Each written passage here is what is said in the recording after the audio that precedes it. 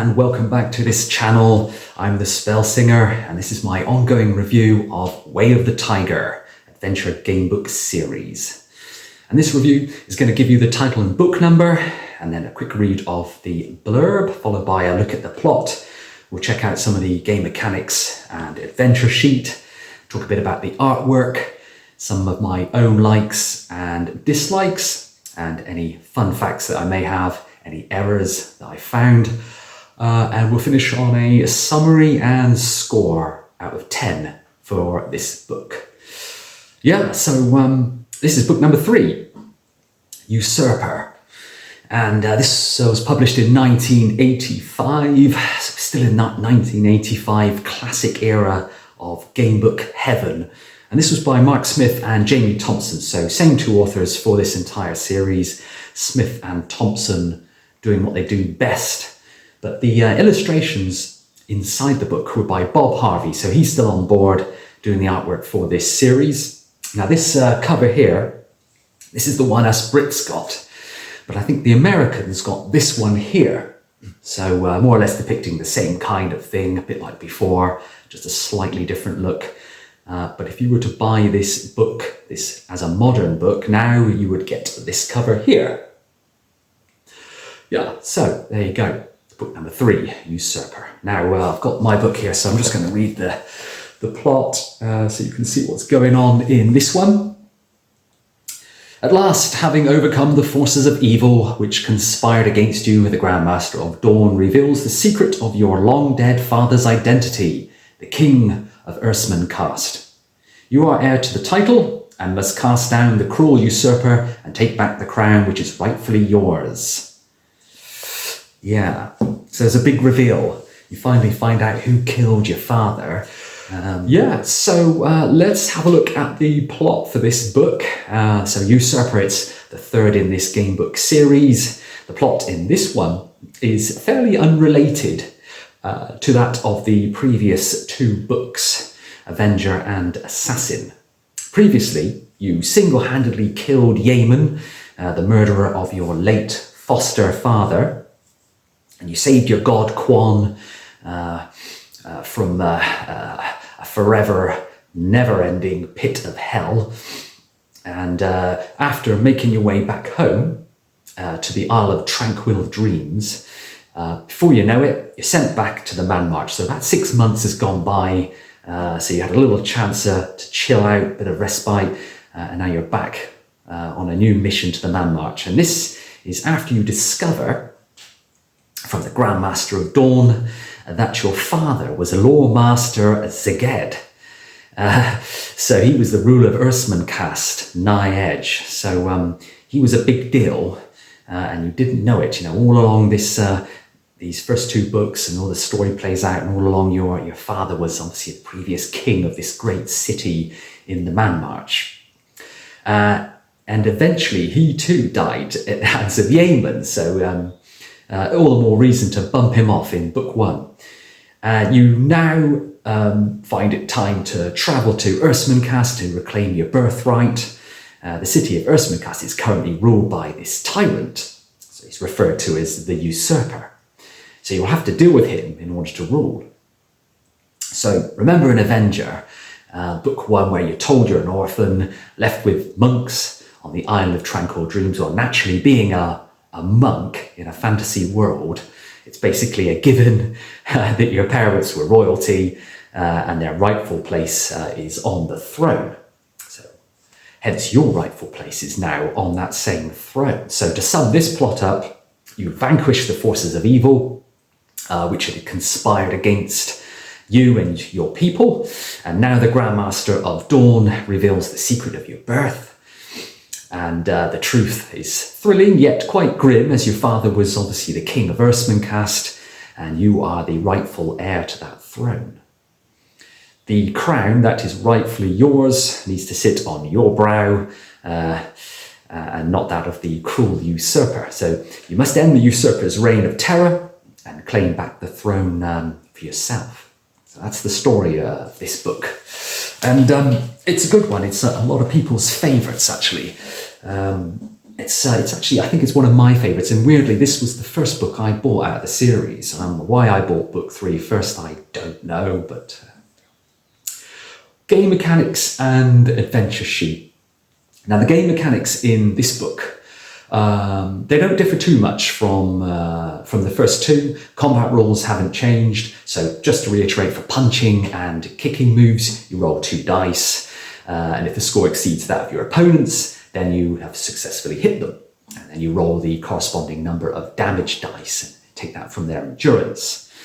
And you keep doing that until they're out of it. But you take it in turns, so on their turn, you'll be given your opponent's defense number as well. And you roll 2 dice. If the score is greater than this, then you are injured, and then in turn you roll your damage dice and reduce your endurance by however much.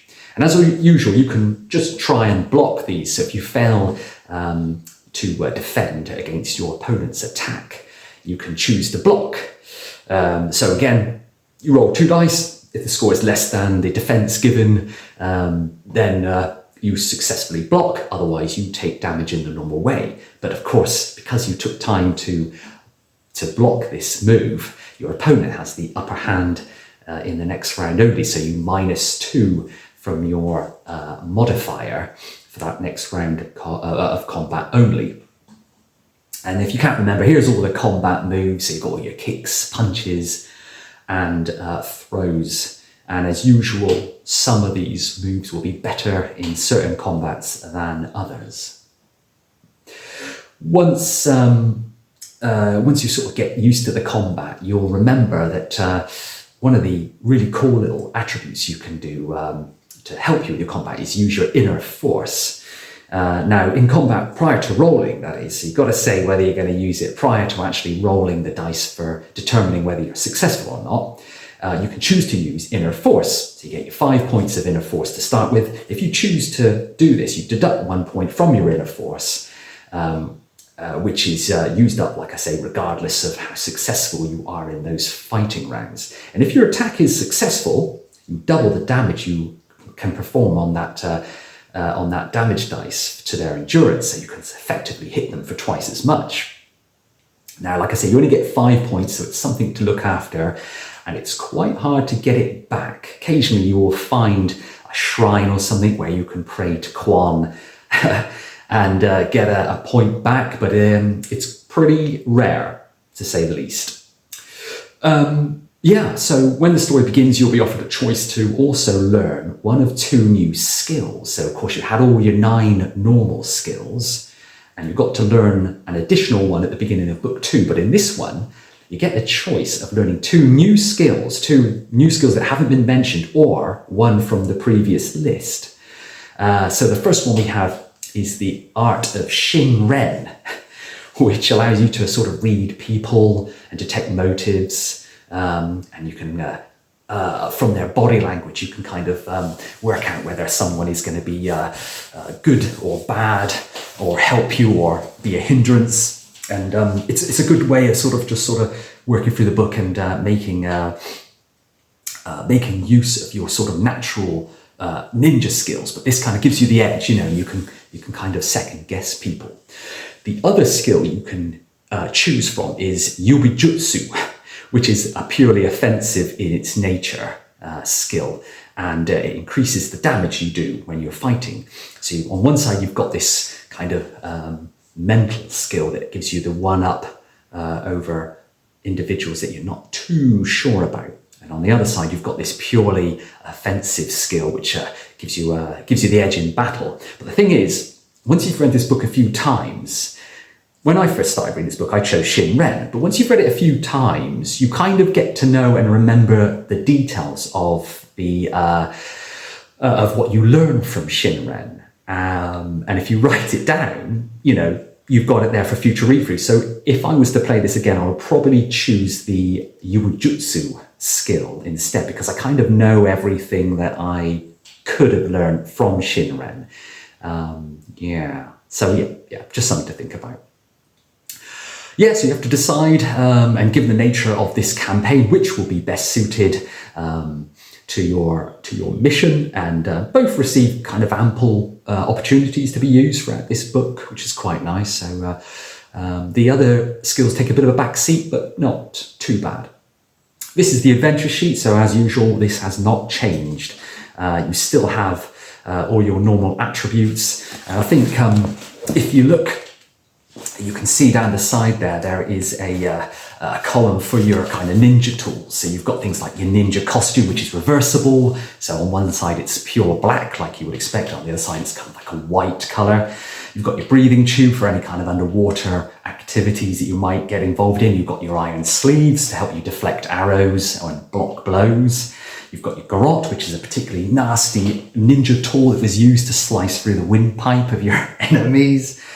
You've got flash powder, which you could kind of throw into fire and cause a blinding flash to momentarily distract your opponents. You've got the flint and tinder, which is obviously great for starting your fires. You've got spiderfish, which is this nasty poison, and the blood of nail as well, which you used to defeat Honoric in that first book. Otherwise, there's no real change to it. Right, let's chat a little bit about the artwork for this entry. We have Bob Harvey back, like I say, once again giving his unique flavour to the land of Orb and all those who inhabit it. Bob Harvey is an illustrator, as you know, who's worked a lot with sort of previous fighting fantasy books, publications, and he was a particular favourite of Mark Smith and Jamie Thompson. This adventure is filled with sort of various landscapes and strange creatures, lots of detailed characters, and they're all brought across really nicely by Bob's artwork. All the kind of characters, they're really depicted very strongly in this one. All the friends and foes come across really nicely, so I'll run them through this video so you can get an idea about what they look like. And as before, the Oriental culture theme comes across quite strongly in this book, which is quite nice, good for continuity. And once again, you can use the artwork to assist you in your battle strategy when you're dealing with your encounters. So do you remember we talked a bit about judging by the depiction of your opponent in the artwork? You could kind of think, well, maybe this move would work, maybe this one wouldn't. So really nice touch and something quite cool about these books. I've got a favourite here. This is Scourge, the Centaur Devil, and he's suitably nasty. So in this picture, yeah, it always used to freak me out as a kid. You know, you've got this kind of half horse, half devil with its tail and snake heads and its nasty hair and freaky skull mask, and it just kind of instills fear in you. And it comes at one of the worst parts of the book in terms of how much trouble you're in. You know, you get this when you go up against the big boss, the usurper at the end, just when you think it couldn't get worse and you're struggling to beat him, he throws this guy at you. But things even out in that battle, which I will go into it in the summary, just to sort of tell you how the battle goes at the end. But it's a really good one, and yeah, and this fella, he has a pop at you as well. So yeah. Okay, so some of my own likes and dislikes for this book. I love how there are two equally independent paths that you can take at the beginning of this book. They can converge around the time that you reach the rift. So it's almost like two separate adventures that take you up to the halfway point. What makes this book special is the writing of Thompson and Smith and that kind of colourful art that makes Orb really come alive. The path through the Valley of the Lich Kings is suitably bleak and ominous, whereas the other path that I mentioned, the road, the other road takes you to sort of a more explosive action with climax after climax. There are characters old and new, like where you have a short battle with Honoric, the guy you thought you killed in the first book. He's not dead, he's very much alive. So you have a little punch up with him halfway through. You also get involved in this really cool ritual duel with a Vile supporter named Agichi. You get this nightmarish battle with a resurrecting golem. But that duel from the supporter of Vile, Agichi, You get to this point, I'll put the image up here, but you get to this point in the book where you arrive at the ring of Vashro, and it's kind of like the weapons master, who Nagishi is. He bumps into you and he invites you into this duel, into this kind of wood-like area. And you see they've got this ring of stones around the area, so you go in via the victim's gate on the left-hand side there, and if you can find him and beat him, you can leave via the victor's gate. But it's really cool. It's like a little sub-quest. You go in, it's like a game within the game book. You go in through the victim's entrance there, and you've got one of 5 paths. You can kind of go through the middle there and be exposed, from all sides, or you can kind of head northeast or southeast, or you can follow north and south that ring of stones and go right round the edge. And if you can find Nagishi and defeat him, you get a really good item. There's lots of important items in this little area, so it's worth taking a look if you take this path. But yeah, it's a really nice little addition, this bit in the game. It's a lot of fun and lots to explore. Quite open world once you get in there. But yeah, that's a really good like of mine. The final battle, however, as much fun as it is, it can be really tough, regardless of how much stuff, how many gizmos and bonuses you brought over from the first 2 books. Your chances of actually beating the Usurper are quite slim. Slim to none, I'd go as far as to say. The fight is kind of designed so that veterans of the first 2 books will not find it any easier than the newcomers, which is good, but it's a little, maybe a little bit of play testing of the first 2 books, maybe would have revealed that all they've done is made it nearly impossible, for those of us that did play the first 2 books and those of us who didn't. It's not impossible, but it's really tough. So another dislike, not really a dislike as such, but you can learn one of those 2 new skills at the start of the book, like I mentioned, the Shinren and Yubijitsu, and only those 2 new skills seem to be of much use in this book. The rest of them kind of got left behind. They are in there, your arrow cutting, your climbing, but not as much as maybe they could have been. But then 9 skills plus these 2 new ones, that's a lot. So to get them all in there probably was going to be a tall order. Fun facts. I couldn't think of any, and I certainly couldn't find any online or anywhere else. I mean, not to say it's not a fun book, but there just wasn't anything of real interest to include in this one.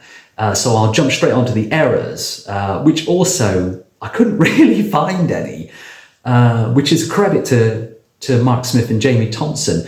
So there's no real errors that I could find as such, but just really tough encounters. Like, for example, if you take the route through Tor, which is the city of Tor, you'll wind up at reference 187, being set upon by 4 Horvorks. Now, this comes immediately after losing 11 endurance points. So if you 20 endurance points is your maximum. So you lose 11, 6 if you have the art of arrow cutting. Still a big chunk. And it's not a fight you can win, not really, not at that stage in the book. The final encounter is also really hard, like I keep mentioning, with luck needed, much luck. But no real errors and certainly no game breakers. So yeah, that's good effort. Right, so yeah, let's do a summary and score, shall we, out of 10 for this book. For me, this 3rd book surpasses the excellence of books 1 and 2. Books 1 and 2 were kind of like a self-contained story, but book 3 was just that much more improved for me. I think it's a bit of a fan favorite as well. This one sees you trying to sort of reclaim your rightful throne. The illustrations are again excellent, and there are, like I say, various paths that can be taken through this story. It's all filled with good action, lots of detail. This campaign offers you, like I mentioned, 2 main paths for you to take to reach the Man March. An easier path via Doomover, but you know your enemy Honoric is alive and Doomover is his home, so on your head be it. There's the easier path, the other path, I should say, which reunites you with your friend Glavis, the ranger from book 1. But that route kind of takes you through the walls of shadow and the city of runes of doom, which is a place ruled by the undead. So yeah, that's your choice. This is definitely the more enjoyable path, I would say, that second one, but both paths offer lots of items and cool stuff that will help you in your final confrontation in different ways. The second act in this story is really interesting, actually. As you arrive in Irsmuncast, the city, you have to covertly visit and recruit various allies in the city to fight on your side once you've defeated the usurper. So it kind of gets all political, which leads on nicely to book 4. The city of Irsmuncast is filled with all these factions of good, neutral, and evil. And they're all different alignments, all coexisting together. So finding allies is not an easy thing to do. The final fight is great, like I keep talking about. Lots of turn-based action, lots of die rolling.